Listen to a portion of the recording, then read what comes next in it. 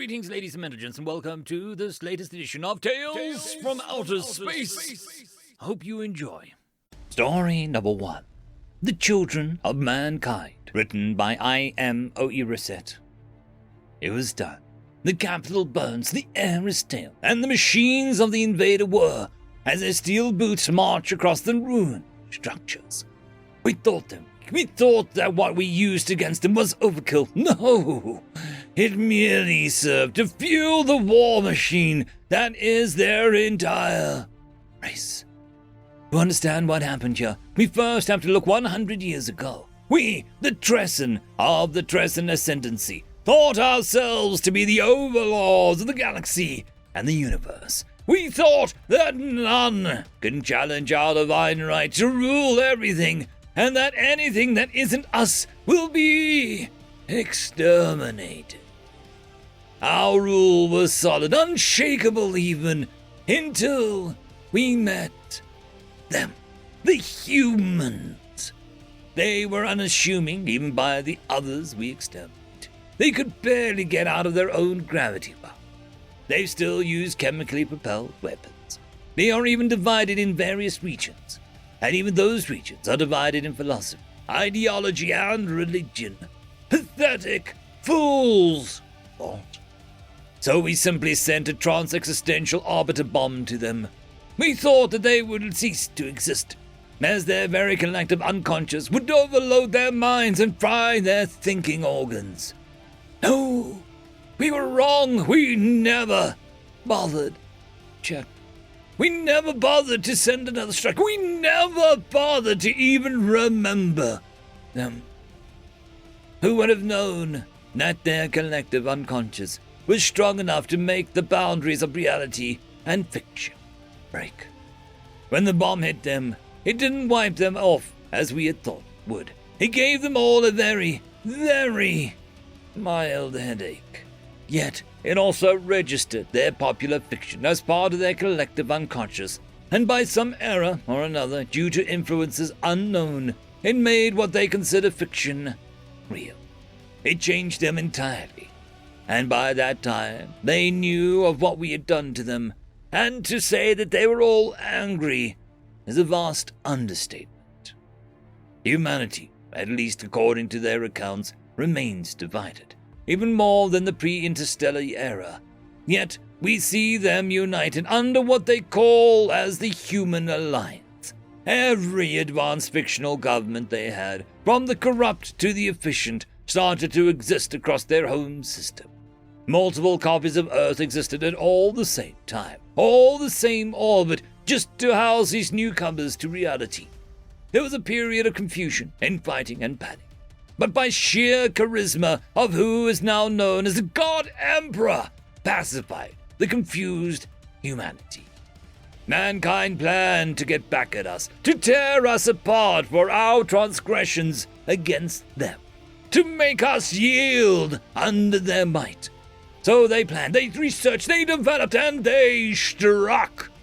When humanity's ships first appeared upon our territories and sent an ultimatum of unconditional surrender, we scoffed, we laughed, we were angered by the sheer ignorance, thinking that they were mere fools and idiots trying to question our ineffable divine authority. Oh, how we were wrong. The fleets annihilated our navy. Their armies burned down our worlds. The first few times we thought it was luck and a fluke, cursing the carelessness of ones in the military. The next few times made us suspicious. The next other few times made us baffled that they can win against us. And the next few times after that made us terrified. Throughout the war, human nations such as the Imperium of Man, the Greater Terran Union, and the Systems Alliance, the Galactic Empire, the Terran Federation, the Terran Dominion, the United Earth Directorate, the Halfam Empire, the Antares Confederation, the United Federation of Planets, the Union of Soviet Specialist Republics, and the United Nations of Terra Origin would resound throughout our society. Warriors such as the Doomslayer, Commander Dante, Commander Shepard, Spartan John 117, Master Chief, Darth Vader, Jim Raynor, and many others would overturn our logic of ground warfare. Human units that would overcome all odds against them, such as the Imperial 501st Legion, the Spartan 2 Program Blue Team, the 203rd Air Mage Battalion, the Imperial 1st Chapter, and the Japanese 3rd Recon Team. Terrible weapons such as the Death Star, the Sword of Terror, the Yamamoto Cannon, Atomic Incinerator Torpedoes, Psychic Storm Annihilators, and Humanity's Wrath Antimatter Quantum Destabilizer Warheads would be our nightmares. If only we knew of the devastation this race would cause our race. If only we bothered to check what they really are. If only we bothered to research their thinking, feats, and history. If only we didn't dismiss them. They fought in many weapons, in many doctrines, in many different armors and weapons, in many different worlds. From the World War II era, M1 Garand popular in the combat mages of the Empire, to the various designs of Lasgun and Astra Militarum, to highly effective armor-piercing C-40 of the Dominion Marines, to the laser blasters of the Imperial Army, to the Argent-powered halberds and sabers of the Night Sentinels, and many more terrible weapons unleashed against our kind. Some offered us a chance to surrender, some offered us a chance to escape, and some offered no chance at all. And now, in our camp, we failed to hold. We unleashed a monster upon the universe more terrible than anything the universe has disastered. They overcome all odds with numbers, with bullets, with guns, with steel. They did the impossible, mocking the very word in its face, and twisting and crushing it thoroughly until it ceased to exist altogether. And now, our empire comes to an end. It is unlikely, but to anyone listening out there in the vast void of the cosmos, run! If you see humanity, do not contact them. If contacted, do not let your territory be found. If found, do not provoke them at any cost. If provoked, try to appease their demand at any cost. If appeasement fails, then you can only hope for a quick end, either under their blaster fire, bolter shredders, or chainsaws. May you never meet humanity. End of story. Story number 2.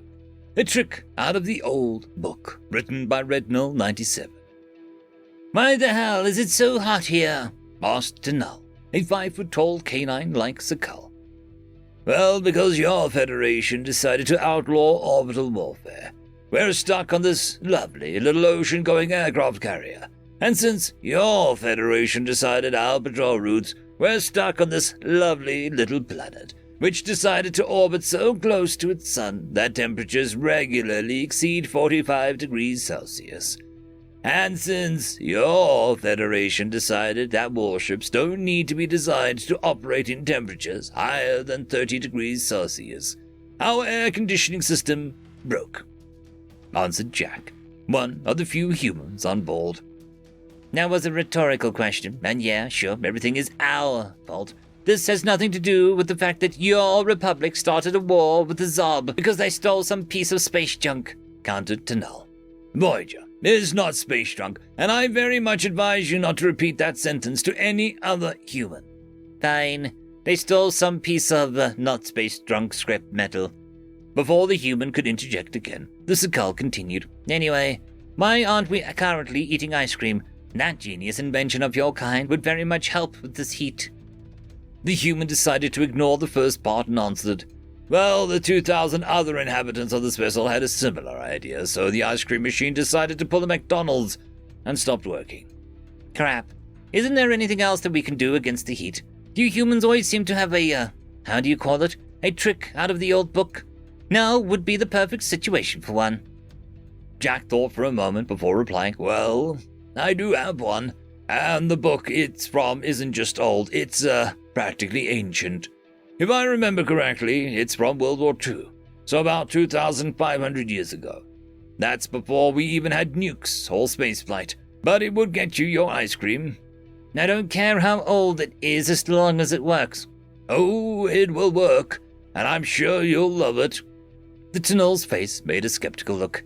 The sarcasm is not lost on me, however, if it means I get ice cream, I'm on board.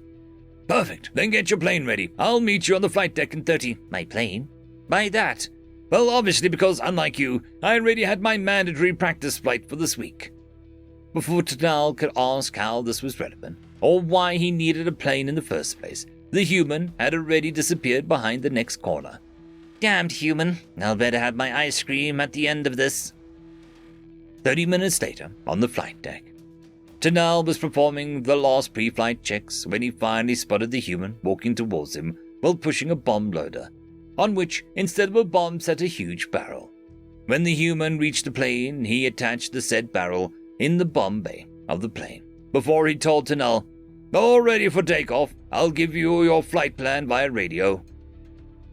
He wanted to ask what the hell the plan was, but the human has already vanished below deck. As soon as he had taken off, however, the human chimed in over the radio. Control to Flight 028, call sign Good Boy. The first thing I need you to do is to climb to 20,000 meters. Good Boy to Control, 20,000 meters confirmed. But why? And what was that in the barrel? The human answered. Because today you will train in some high-altitude evasive maneuvers, and I have no idea what barrel you are talking about. This is just a routine weekly training flight. While not amused about the fact that the human seemingly made him break some kind of regulation, why else would he deny the existence of the barrel? Tunnel knew official flight control channel was not the place to discuss this, so he ignored his annoyance and continued to climb. Once he was at a target altitude, he keyed the radio. Good Boy to Control, now at 20,000. The answer came immediately. Control to Good Boy, 20,000 confirmed. Next, I always wanted to say this, do a barrel roll. Control, please repeat. Control to Good Boy, I repeat, do a barrel roll. Well, his anger towards the human grew by the minute. There was no sense in refusing to follow the human's command. It was the official flight plan, after all. It might as well have been a direct order by his superior. So it went on. Himmelmann after Cuban 8, loop after Hammerhead, tail side after Herb's maneuver. After about 25 minutes, Tunnel finally heard the message that he was waiting for. Control to Good Boy, that was nice flying there. Now head back to the carrier and land. As soon as his tires touched the flight deck and his plane came to a stop, Tunnel stepped out of the cockpit in order to confront Jack about the meaning behind the whole operation. When he saw him, the human was already working with the bomb loader to unload the barrel. What the hell was that about? Why that aerobatic show? Explain yourself, and where is the ice cream you promised me? The human gave a very relaxed answer. Chill, man. The ice cream machine broke, but we still had lots of needed ingredients. We just needed a different way to freeze and mix it. Something which you accomplished very nicely, by the way. After he cracked open the barrel and the words, and the ice cream is all here, see? We happy? Tunnel only stared at the giant barrel filled with ice cream. Yeah, what? Yeah, we're happy. End of story. I would quickly like to thank the T5 channel members and Patreons. Casper Arnholtz, Cam Maxwell, Barky, Lord Azrakal, It's Difficult to Pronounce, Dragzoon WRE, Holly's Sister, Arcadian. Thank you very much.